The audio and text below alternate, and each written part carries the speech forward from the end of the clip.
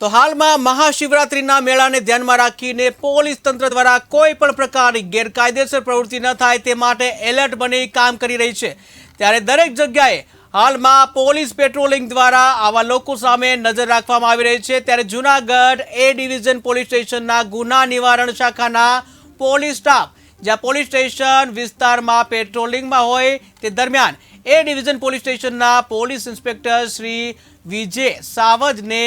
અંગત રીતે બાતમી મેળવી અને prohibition listed bootlegger Lakhan Merubhai Chavda તથા એબા મેરુભાઈ ચાવડા પોતાના નવા બનતા રહેણાંક મકાને મમરાની આડમાં વાહનમાં છુપાવીને મંગાવ્યો હતો। તે મુજબની બાતમીને આધારે પોલીસે રેડ કરી અને અંગ્રેજી દારૂની નાની મોટી બોટલો નંગ 4176